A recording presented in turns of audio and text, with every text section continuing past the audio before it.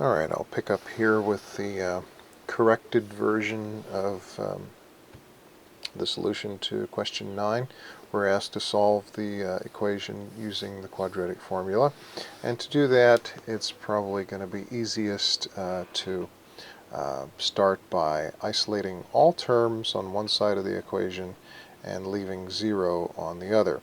We could do that on the, we could isolate these terms on the left or on the right, but since we have a negative 2x squared over here, it just seems more convenient to add 2x squared to both sides here so that we will have a positive value here. We always want to be positive because, you know, you want to be pessimistic.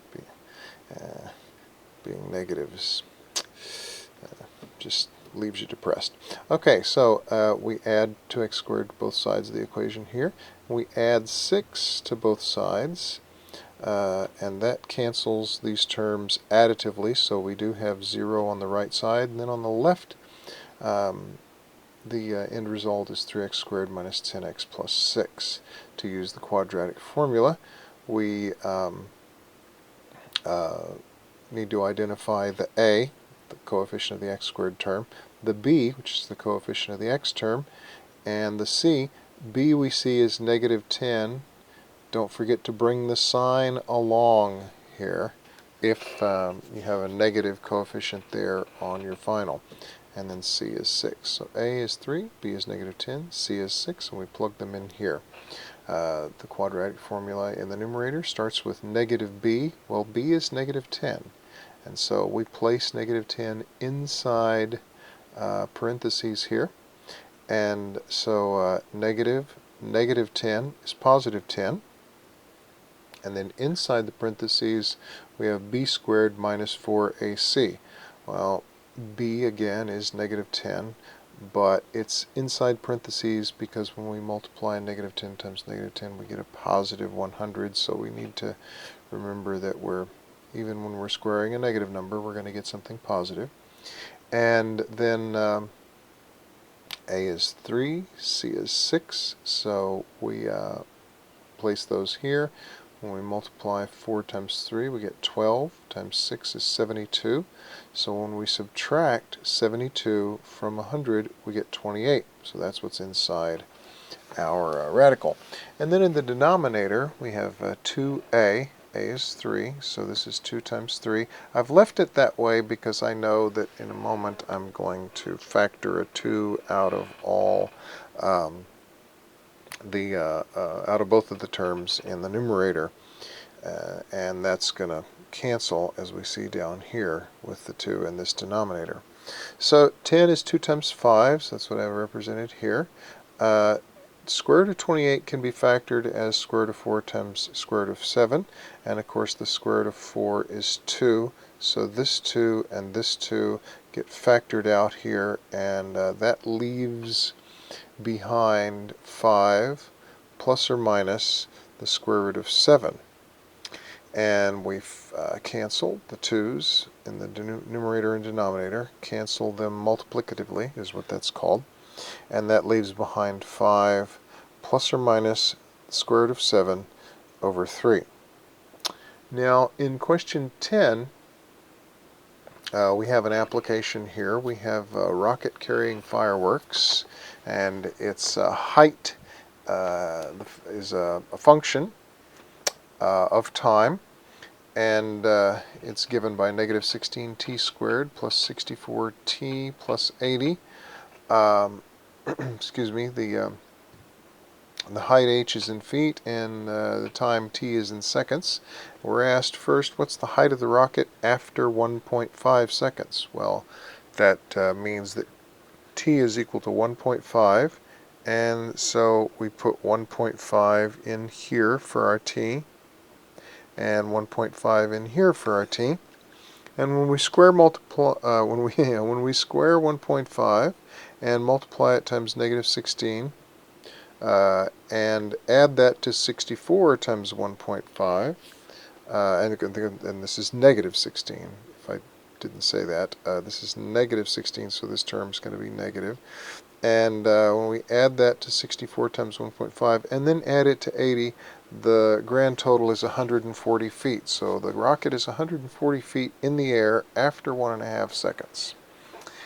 Now, part B says, what's the maximum height reached by the rocket? Well, in order to determine that, we need the vertex, because the vertex tells us the coordinates of that point up at the top of a parabola, right there at the top. And those are those coordinates, those x and y coordinates, are designated h and k. Don't confuse the height here with this h. Don't confuse this h with this h. This is the x value of the vertex. Vertex formula is negative b over 2 times a. Well, our a is negative, and so 2 times negative 16 is 32, or negative 32.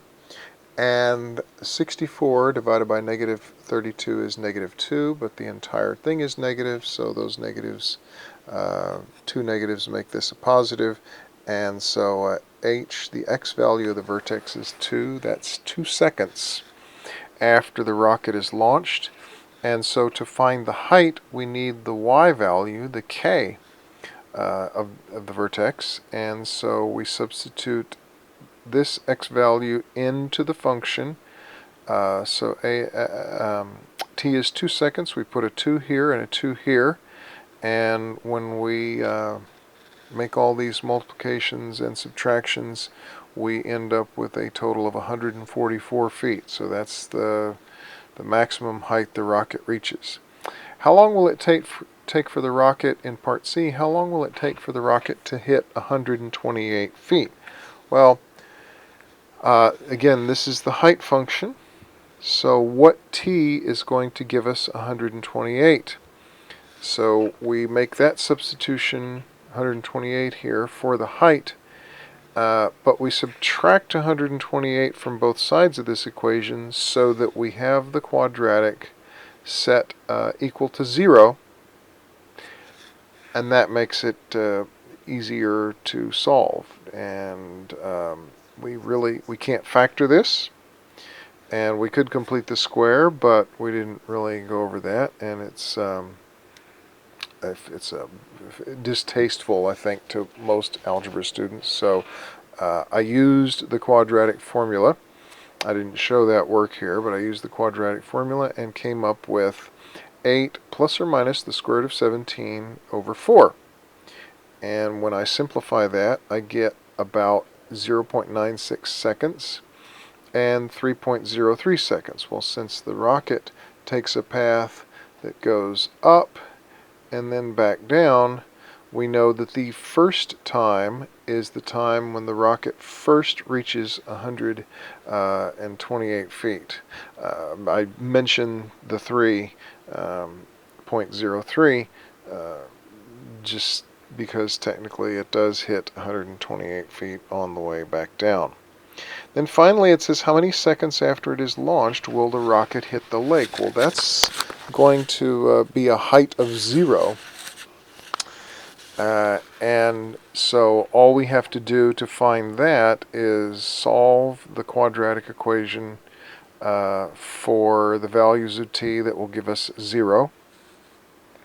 And 16 factors out of all these terms, and that leaves a very easily factorable t squared minus 4t minus 5.